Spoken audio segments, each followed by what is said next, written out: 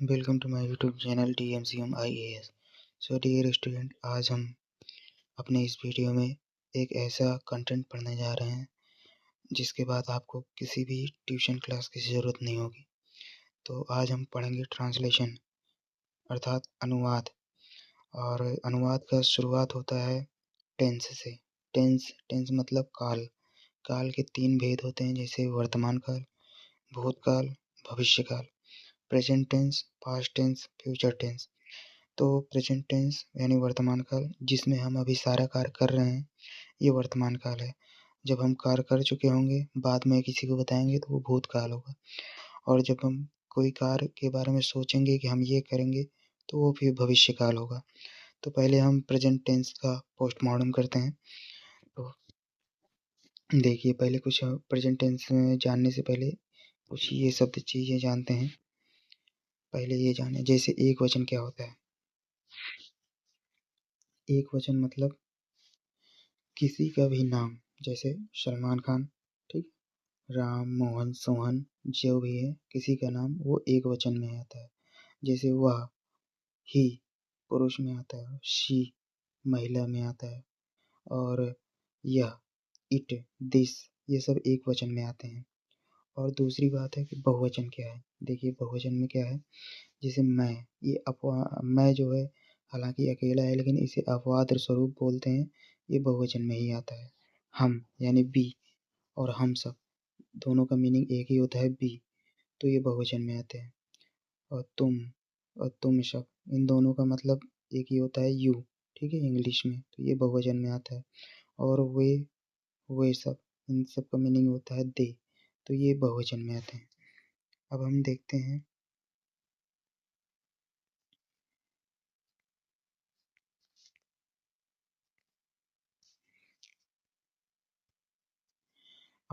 हैं, कर्ता क्या होता है।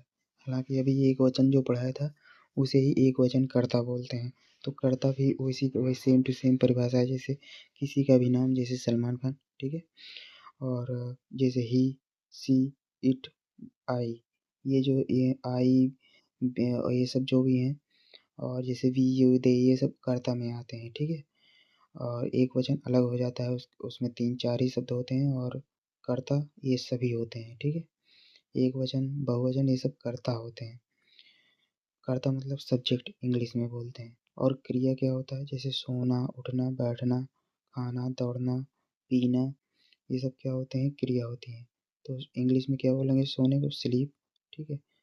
और उठना को गेट अप, गेटिंग अप जो भी बोल सकते हैं आप। इसके बाद बैठना है सिट, खाना का मतलब है ईट, ठीक है। ऐसे ये सब क्रियाएं हैं। और कर्म क्या है, देखिए, कर्म को बोलते हैं ऑब्जेक्ट इंग्लिश में, ठीक है। लेकिन आप ध्यान रखेंगे हिंदी में, जैसे एक कर्म को बोलते हैं, जैसे वस्तु या स्थान, इसमें कर्म कहलाएगा, ठीक है। अनुवाद करते समय ये बात बहुत ध्यान में रखना है। जैसे किताब हुआ, स्कूल हुआ, फल हुआ, कलम हुआ, खाना हुआ, ये सब क्या है, कर्म है, ठीक है। तो अब हम आगे पेज पर चलते हैं।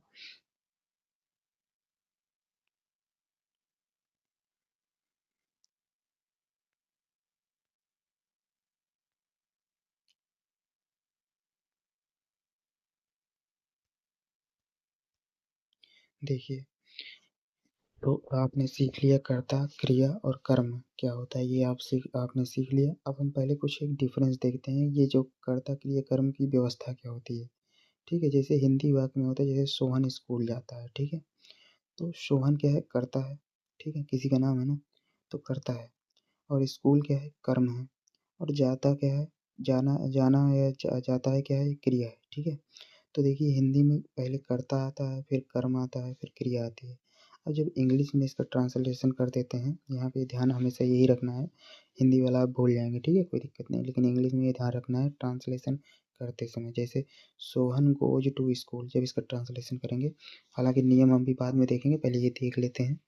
तो सोहन जो है, देखिए, इंग्लिश में लिखते समय कर्ता पहले आ गया, फिर गोज टू मतलब गो, इसमें क्रिया बीच में आ गई, और कर्म किनारे खिसक गया, ठीक है ना।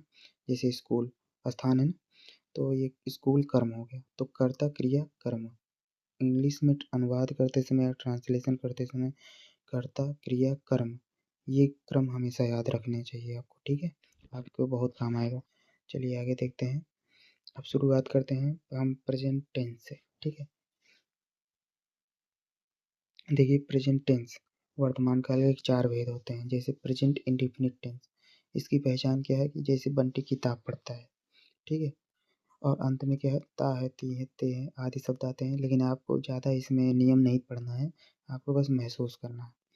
दूसरा है प्रेजेंट कंटीन्यूअस टेंस, जैसे बंटी किताब पढ़ रहा है।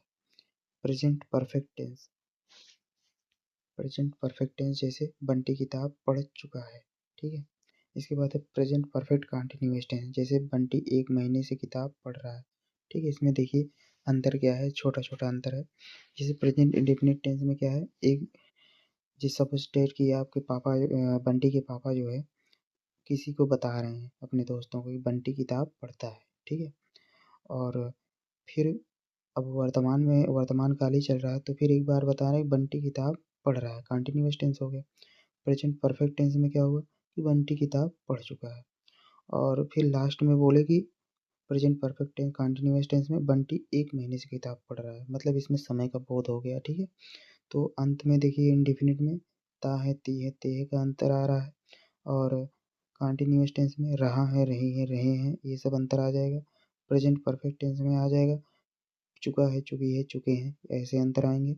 और प्रेजेंट परफेक्ट कंटीन्यूअस टेंस में इसमें समय का बोध हो जाएगा, जैसे 1 महीने से, 1 साल से, 1999 से, ठीक है, सोमवार से, ऐसे चीज़ों का बोध होगा। तो ये प्रेजेंट परफेक्ट कंटीन्यूअस टेंस, और कंटीन्यूअस टेंस ही है ही, इसमें अंत में रहा है, रही है, रहे आ ही जाएंगे, ठीक है। तो ये अंतर है, बेसिक अंतर है। उम्मीद करता हूँ कि आपको ये समझ में आ गया होगा। अब हम प्रेजेंट इंडेफिनिट इंडेफिनिट टेंस का पोस्टमार्टम करेंगे, देखते हैं उसके बारे में। देखिए प्रेजेंट इंडेफिनिट टेंस अनिश्चित वर्तमान काल, कुछ नियम इसमें कुछ देख लेते हैं। जैसे एक वचन कर्ता, ठीक है। एक वचन एक वचन कर्ता का मतलब आप जानते हैं, किसी का नाम, ही सी इट, है ना। तो एक वचन कर्ता के साथ क्रिया में जो है यस या ई एस लगाते हैं। जैसे गो रहेगा तो इसमें ई एस फिट पड़ता है, तो गोज गोज हो जाएगा, ठीक है। और सिंग है गाना मतलब, और सिंग का इसमें ई एस लगा देंगे, सिंग्स हो जाएगा एक वचन कर्ता जब आएगा तो। बहुवचन कर्ता के साथ क्या करते हैं, बहुवचन कर्ता के साथ, ठीक है, बहुवचनकर्ता के साथ क्रिया में कुछ भी नहीं लगाते, यह ध्यान रखना, क्रिया में कुछ भी नहीं लगाते। बहुवचनकर्ता के साथ क्रिया में कुछ भी नहीं लगाते। जैसे गो है तो गो ही रहेगा, सिंग है तो सिंग ही रहेगा, ठीक है। अब देखते हैं इसमें एग्जाम्पल।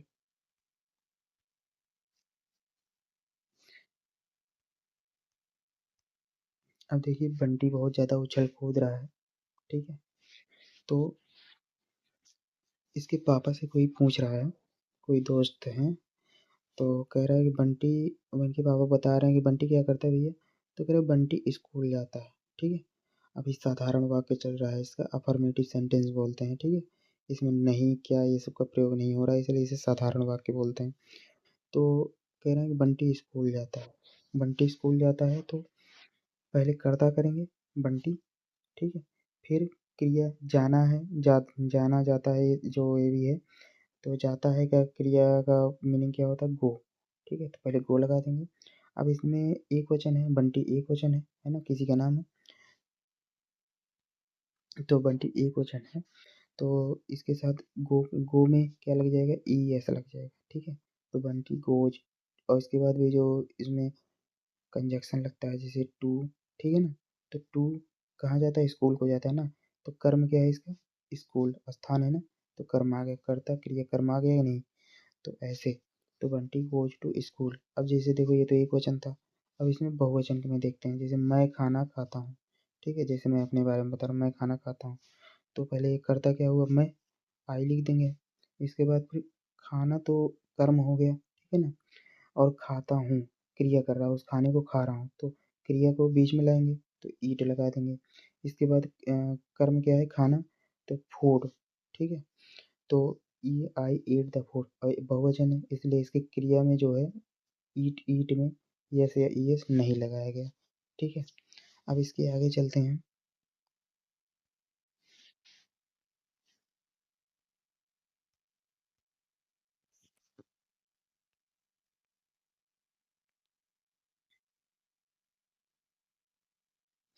अब जैसे देखो नकारात्मक सेंटेंस आ गया। नकारात्मक नकारात्मक में यानी नेगेटिव सेंटेंस में कुछ नियम है, जैसे ये एक वचन कर्ता के साथ डज नॉट लगाते हैं और क्रिया में यस या ईएस नहीं लगाते, क्योंकि जो डज नॉट में ईएस या ईएस आ गया है तो क्रिया में नहीं लगाते हैं, इसी वजह से ऐसा मान लो, ठीक है। और बहुवचन में के साथ क्या करते हैं, बहुवचन के साथ केवल डू नॉट लगाते हैं, यहाँ पे देख सकते हैं आप, ठीक है। अब एग्जाम्पल इसके देखते हैं। अब बंटी के पापा बोलते हैं, शायद देखो बंटी को अच्छा नहीं लग रहा है, इसका मुंह बन गया है, ठीक है। तो बंटी के पापा बोलते हैं कि बंटी स्कूल नहीं जाता है, बंटी स्कूल नहीं जाता है। तो बंटी एक वचन है तो लिखेंगे ये तो। अब एक वचन के साथ क्या बोलते हैं, यहाँ पे देखो डज नॉट लगाए थे हम, तो यहाँ पर डज नॉट लगा देंगे, नहीं आ गया है तो, ठीक है। अब कहाँ नहीं जाता है, अब इसके बाद क्रिया जो है गो, गो टू, इसके बाद कर्म क्या है, स्कूल, ठीक है ना। तो Bunty does not go to school. अब देखो एक गो में यस या ईएस इसलिए नहीं लगाए क्योंकि यहाँ पर डज नॉट में पहले लग गया है, ठीक है, यस या ईएस, ठीक है। तो ईएस इसमें पहले से आ गया है, तो Bunty does not go to school. अब जैसे मैं अपने बारे में बता रहा हूँ, मैं खाना नहीं खाता हूँ, ठीक है, हालांकि खाता हूँ लेकिन इसमें बता रहा हूँ मैं खाना नहीं खाता हूँ, ठीक है। तो आई, इसमें एक मतलब जो कर्ता क्या है, सब्जेक्ट क्या है, आई, इसको लिख देंगे। बहुवचन इस कर्ता के साथ क्या लिखते हैं हम, डू नॉट लगाते हैं, ठीक है। तो देखो यहाँ पे डू नॉट का प्रयोग हो गया है, ठीक। इसके बाद फिर क्या है, वही सेम टू सेम फिर क्रिया लिख दो, ईट द फूड। तो खाना क्या है, ईट, इसके बाद खाना जो भोजन है उसका द फूड कर्म है वो, ठीक है। तो कर्ता क्रिया कर्म, ठीक है, ऐसा हो गया। और यहाँ पे I do not eat the food हो गया, ठीक है। और आजकल इसको डू नॉट को क्या बोलते हैं, don't, I don't eat the food ऐसे भी बोल सकते हैं आप, ठीक है। तो क्रिया के पहले डज नॉट लगा देंगे और एक वचन कर्ता के साथ, और क्रिया के पहले डू नॉट लगा देंगे बहुवचन कर्ता के साथ, ठीक है। तो ये ध्यान रखना है,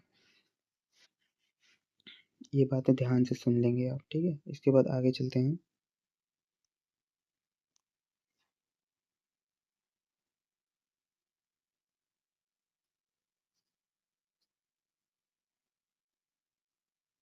अब ध्यान से देखेंगे, अब आ गया है हमारा इंट्रोगेटिव सेंटेंस यानी प्रश्नवाचक वाक्य। देखिए प्रश्नवाचक शब्द और डू या डज को, ठीक है, कर्ता यानी सब्जेक्ट से पहले लिखते हैं और लास्ट में प्रश्नवाचक चिन्ह लगाना है, ठीक है। तो जैसे देखो अब बंटी गुस्से में आ गया है, ठीक है। अब इसको क्या, किसी को इसको अच्छा नहीं लग रहा है, कोई इससे प्रश्न पूछे, जैसे क्या बंटी स्कूल जाता है। तो देखो मैंने क्या बोला था, प्रश्नवाचक शब्द और डू या डज को, ठीक है, कर्ता से पहले यानी सब्जेक्ट से पहले लिखते हैं ट्रांसलेशन करते समय। तो यहाँ पे देखो पहले बंटी के पहले डज आ गया, ठीक है, बंटी के पहले, यहाँ पे बंटी है, बंटी के पहले डज आ गया है, ठीक है। तो सब्जेक्ट के पहले यानी कर्ता के पहले डज आ गया, जैसे नियम बताया था मैंने। फिर बाकी same to same go to school कर देना है, ठीक है, ये सेम टू सेम। इसके बाद क्या मैं खाना खाता हूँ, देखो अब यहाँ पे कर्ता क्या है, सब्जेक्ट यानी आई, ठीक है। अब इसके इसके पहले क्या लगाना है हमें, बहुवचन है, बहुवचन के साथ क्या लिखते हैं, डू, ठीक है। तो बहुवचन के साथ डू लिखते हैं तो डू पहले कर देंगे, इसके बाद फिर बाकी same to same, eat the food, do I eat the food हो गया, अंत में प्रश्नवाचक चिन्ह हो गया। अब इसके बाद देखो एक तीसरे टाइप का है, जैसे बीच में प्रश्नवाचक चिन्ह शब्द आ जाते हैं, तो जैसे बंटी स्कूल क्यों जाता है, ठीक है। तो अब देखो मैंने कहा था ना, प्रश्नवाचक शब्द को यहाँ पे, प्रश्नवाचक शब्द को और डू या डज को कर्ता से पहले लिखते हैं, ठीक है। तो यहाँ पर देखो प्रश्नवाचक शब्द जैसे वाई, वाई का क्यों का मतलब क्या है, वाई, तो वाई पहले लिख देंगे,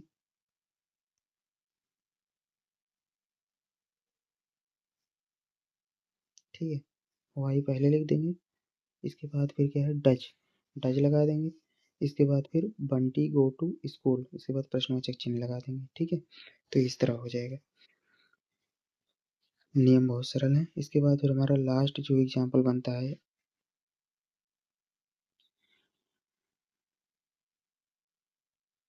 ठीक है, ये आ जाता है प्रश्नवाचक नकारात्मक वाक्य, जैसे इंट्रोगेटिव नेगेटिव सेंटेंस। इसमें क्या है, इसमें सब इंट्रोगेटिव की तरह ही रहेगा, बस कर्ता के बाद नॉट लगाना है, ठीक है। तो जैसे अभी आपने इंट्रोगेटिव पढ़ा था, बस उसके बाद कर्ता के बाद नॉट लगाना। जैसे क्या बंटी स्कूल नहीं जाता है, तो देखो डज बंटी, कर्ता के बाद क्या लगा रहे हैं, सब्जेक्ट के बाद। देखिए डज बंटी के बाद यहाँ पे कर्ता सब्जेक्ट ये है बंटी, यहाँ के इसके बाद क्या लगाते हैं, नॉट। बाकी same to same, go to school प्रश्नवाचक चिन्ह लगाया गया, बस। ठीक है। अब इसके बाद कुछ एग्जाम्पल और हैं, उनको हम देख लेते हैं।